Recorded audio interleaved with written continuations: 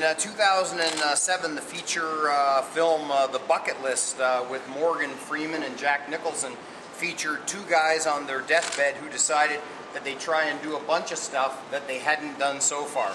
That's the very same thing that we're experiencing here at City Hall with just one more council meeting to go. They just can't help themselves. I'm here today to call on City Council in the next number of days before the election to sweat the small stuff, work on what they talked about, like making our streets and the TTC cleaner, and instead of, instead of what they propose to do, which is impose upon us expensive new costs and political feather nesting. A few examples that I'd like to point out, and others are available in my backgrounder. I strenuously oppose the efforts to impose upon Torontonians a fare collection system, which is different than the one that had been contemplated over the last many number of years.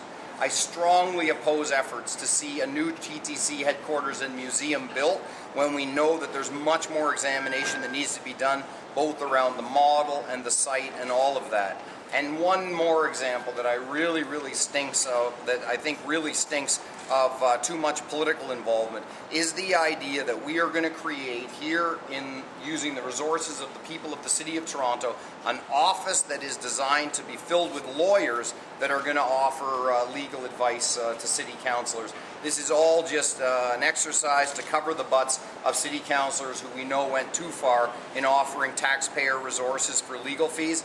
There's a lengthier list available by backgrounder, but what it adds up to is this council, in its very last gasp, is going to impose costs on the citizens of Toronto and decisions on the citizens of Toronto that are more appropriately dealt with after the citizens of Toronto cast their votes on October the 25th.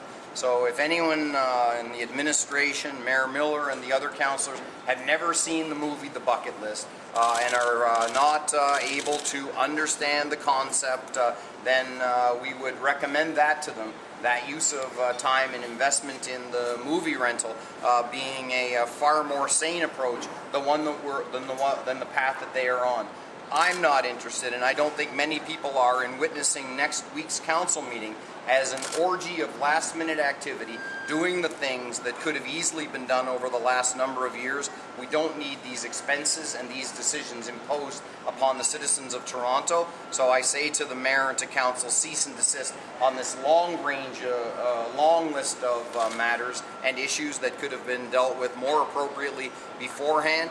Leave it to the citizens of Toronto to make these decisions. Don't impose these costs and decisions upon us. Happy to take any questions.